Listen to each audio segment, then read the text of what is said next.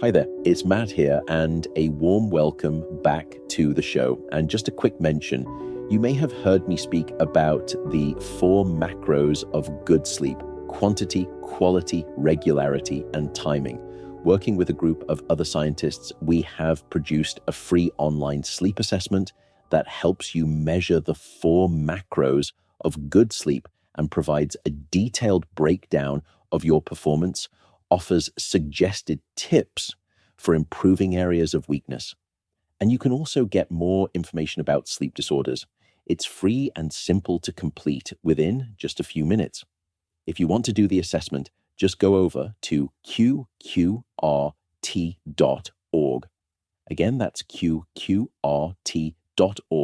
to complete your free assessment.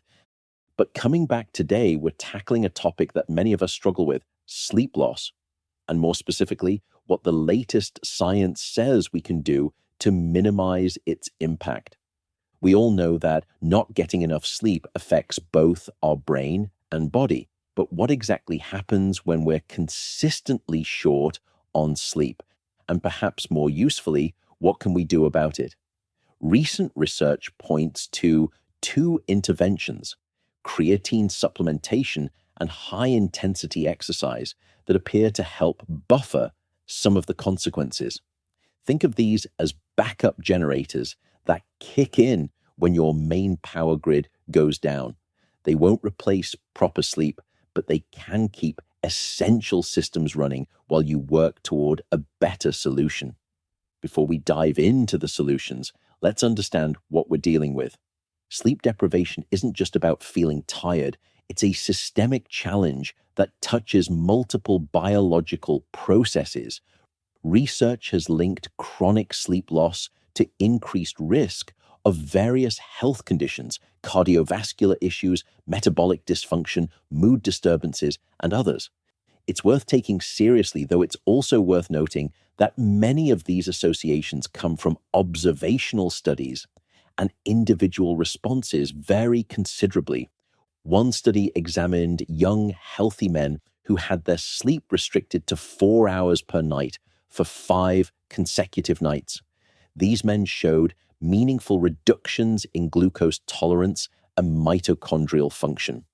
They also exhibited reduced amplitude in their diurnal rhythms, those daily fluctuations in body temperature and other processes that help coordinate our physiology.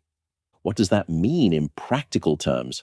Impaired glucose tolerance suggests the body becomes less efficient at managing blood sugar, a pattern that, if sustained, could increase diabetes risk over time. Reduced mitochondrial function means your cell's energy-producing machinery isn't operating at full capacity. It's like running a fleet of delivery trucks on engines that haven't been serviced. They'll still move, but not as efficiently, and you'll start noticing the strain. A long-standing partner of today's podcast is Element, spelled LMNT. Element is a sugar-free electrolyte mix. And for me, it was the sugar-free part of that made me start using it quite some time ago. Beyond having the electrolytes in the right balance, the other reason I'm a fan of Element is that it's scientific. And if you look at the people who created the company, you'll find some pretty heavy-hitting physiology, biochemistry, and pharmacology knowledge that is baked into the product. And again, all of that comes without any sugar. I am a devotee of their product. I really do use them. I know people will say that on these ad reads. I use it every single day for my workout. I put it in my protein shakes afterwards. I do use it. Also, by the way, Element has just recently brought back the chocolate medley range, which you can have essentially your electrolytes hot. And in the trio of flavors, there is chocolate mint, chocolate chai, and also my favorite, chocolate raspberry. And by the way, I happily badgered them to agree to give you fine folks a free sample pack with any purchase of Element if you just use the link lmnt.com/Matt Walker. That's lmnt.com/Matt Walker. Another line of research has examined how sleep deprivation affects the brain. Scientists have found changes in creatine-related metabolites and high-energy phosphates in sleep-deprived individuals, suggesting that the brain's energy reserves become depleted when we lose sleep. The brain's fuel gauge, in effect, starts dipping toward empty, and cognitive performance tends to follow. These studies help illustrate why sleep matters, but they also set the stage for understanding how certain interventions might help. Creatine is a naturally occurring compound that plays a central role in energy metabolism, particularly in muscle and brain tissue. It helps regenerate adenosine triphosphate, ATP, the molecule our cells use as energy currency, especially during periods of high demand. Think of creatine as a quick charge battery pack that helps your cells top up their energy supply when they're drawing down faster than usual. Creatine has long been popular among athletes for its performance-enhancing effects. More recently, researchers have begun examining its potential cognitive benefits, particularly under conditions of stress or sleep loss. Two studies are particularly instructive here. In the first study by McMorris and colleagues, the researchers took 19 healthy subjects and divided them into two groups, one receiving creatine, the other a placebo. Participants took 5 grams of creatine monohydrate 4 times daily for 7 days before the experiment. They then underwent 24 hours of sleep deprivation with intermittent, mild exercise. The researchers tested cognitive function at baseline and then at 6, 12, and 24 hours of sleep deprivation. They measured executive function, reaction time, balance, and mood. The findings were notable. After 24 hours without sleep, the creatine group showed less performance decline across several measures, better maintenance of executive function, faster reaction times, improved balance, and more stable mood. Interestingly, stress hormone levels didn't differ between groups, suggesting creatine wasn't simply reducing the physiological stress response. The researchers proposed that creatine was providing direct support to brain function, particularly for tasks involving the prefrontal cortex. It's as if the CEO's office had its own dedicated power supply, even as the rest of the building flickered. A partner of today's podcast is the wonderful Branch Basics. Branch Basics are a small company with a big mission, founded by 3 women who went through serious health challenges and realized that one of the most powerful revolutions they could make was removing toxins from their everyday environment. That journey led them to create safer, human-friendly cleaning products, not to start a business, but to start healing. That story of Branch Basics is what made me so excited to bring them on as a partner. Supporting small businesses with a real purpose that are making a positive impact on the world is something I care about. And the product? I use their Branch Basics concentrate, which is a fragrance-free, plant and mineral-based, and somehow strong enough to cut grease in the kitchen, but gentle enough for baby toys and fresh produce. It's simple, it's safe, and it works, and it's not going to harm me. #love them. So please support them and check them out at branchbasics.com/Matt Walker and use code Matt Walker for 15% off. Again, that's branchbasics.com/Matt Walker, code Matt Walker. Building on this work, another research team examined whether a single dose of creatine could help sleep-deprived individuals.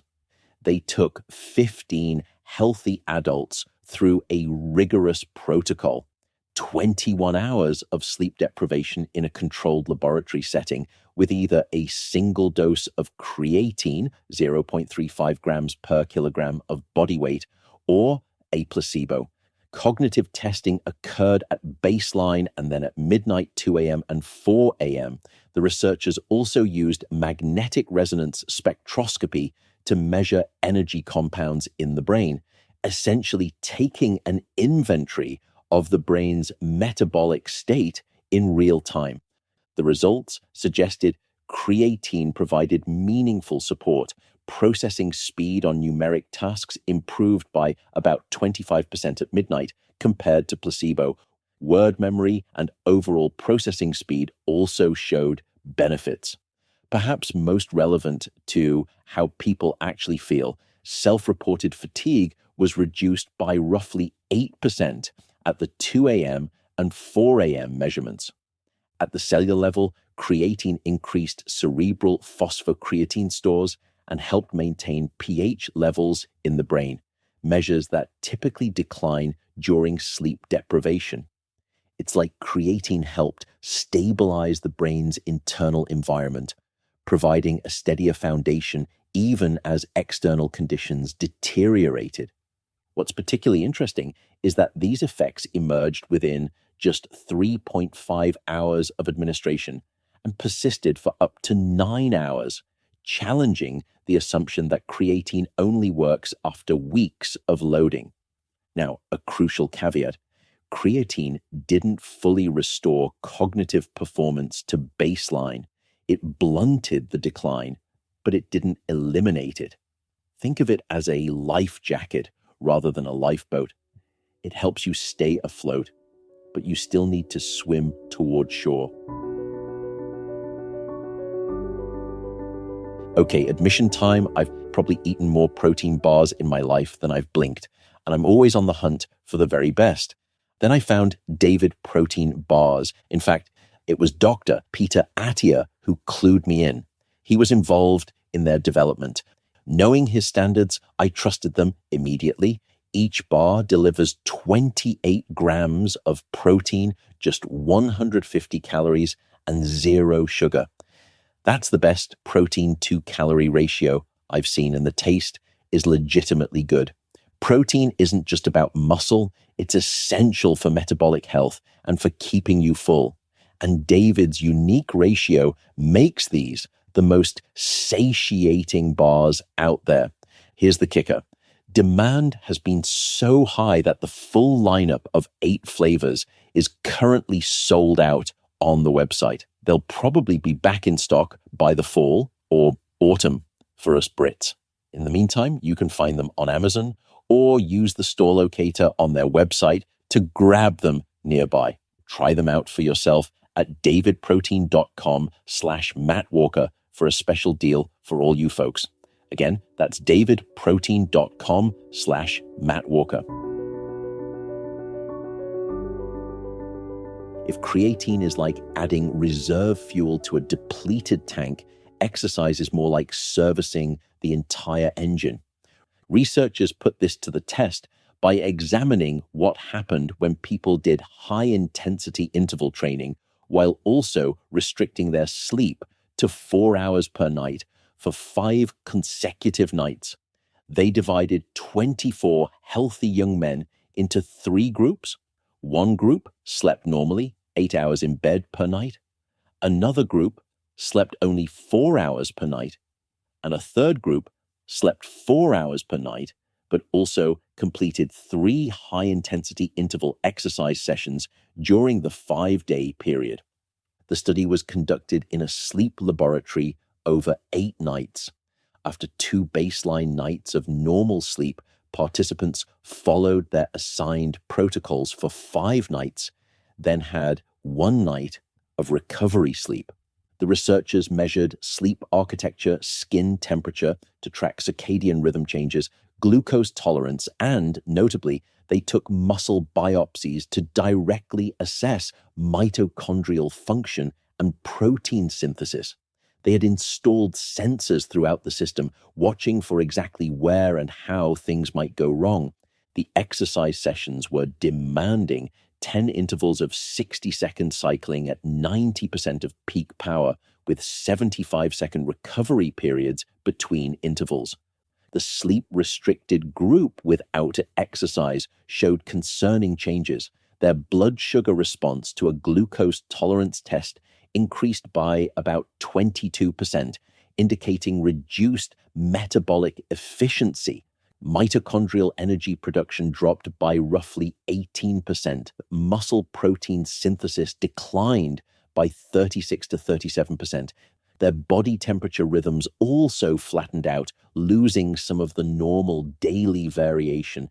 It was as if the body's factory had lost a quarter of its workforce overnight, while the maintenance crew had also called in sick. The sleep-restricted group that exercised, however, told a different story. The glucose tolerance remained essentially unchanged, only a 10% increase in blood sugar compared to 22% in the non-exercising group. Their mitochondrial function held steady. Muscle protein synthesis remained normal. Even their temperature rhythms were better preserved. Exercise, it seemed, had dispatched a relief crew to keep the factory running despite the staffing shortage. These findings suggest that high-intensity interval training can substantially offset many of the metabolic consequences of sleep restriction. At least in the short term, it's a powerful demonstration of exercise's protective effects. So, what should we take away from all this? Both creatine and exercise appear to offer genuine protection against some of sleep deprivation's harmful effects. Creatine seems to support brain energy metabolism and cognitive performance. Exercise helps maintain metabolic function, mitochondrial health, and circadian rhythms. But neither is a substitute for sleep itself. They're interventions that can help buffer the damage, useful tools when life inevitably disrupts our sleep schedules. They're sandbags against a rising tide, helpful and sometimes necessary, but not a permanent solution to the underlying problem. The fundamental message remains unchanged. We cannot outsmart our body's need for sleep. No amount of supplementation or exercise can fully replicate what happens during those hours of rest. You wouldn't expect even the most dedicated maintenance crew to keep a factory running indefinitely without ever shutting down for proper repairs. The same logic applies to our biology. When you can, prioritize sleep. When you can't, these tools may help you weather the storm. Thank you for tuning in. And with that, I'll simply say good night, take care, and bye for now.